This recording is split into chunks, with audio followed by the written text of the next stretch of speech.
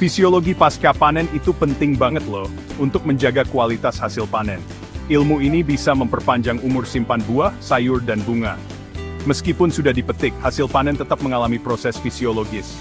Proses ini bisa menyebabkan kerusakan kalau nggak dikelola dengan baik. Tujuannya adalah memperlambat kerusakan dengan mengontrol respirasi, kehilangan air, dan produksi etilen.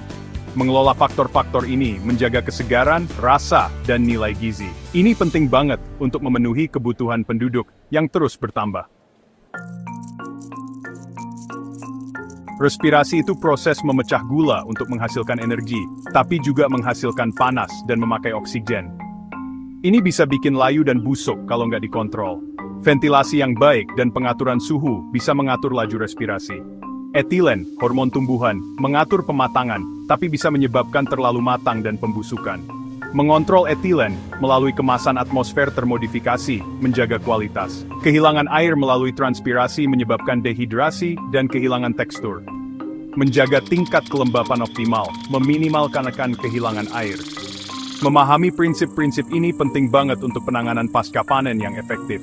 Menerapkan teknik ini memperpanjang umur simpan dan mengurangi sampah makanan. Ini memastikan konsumen mendapatkan makanan segar dan bergizi. Al-Quran menekankan pentingnya menjaga dan memanfaatkan sumber daya dengan bijak. Ini sesuai dengan fisiologi pasca panen, yang meminimalkan kerugian dan memaksimalkan hasil pertanian. Surat Al-Isra, ayat 31, menggarisbawahi pentingnya menjaga kehidupan dan sumber daya. Dalam pertanian, ayat ini mengingatkan kita untuk merawat dan memanfaatkan karunia alam.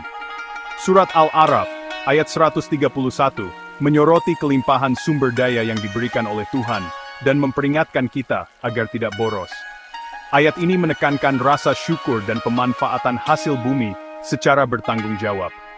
Ayat-ayat ini menekankan pengelolaan sumber daya yang bertanggung jawab, yang berkaitan erat dengan fisiologi pasca panen. Dengan meminimalkan kerugian dan memperpanjang umur simpan, kita selaras dengan ajaran Al-Quran. Ini memenuhi tugas kita sebagai penjaga bumi. Praktik yang bertanggung jawab memastikan keberlanjutan dan ketahanan pangan.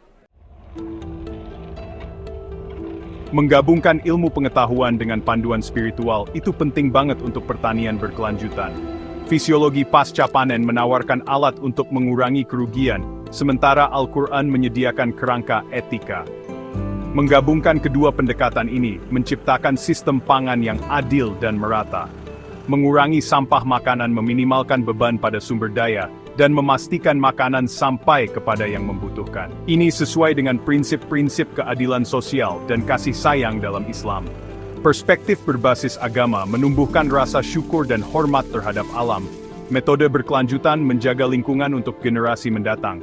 Menggabungkan ilmu pengetahuan dan spiritualitas, memastikan ketahanan pangan dan pengelolaan bumi yang etis.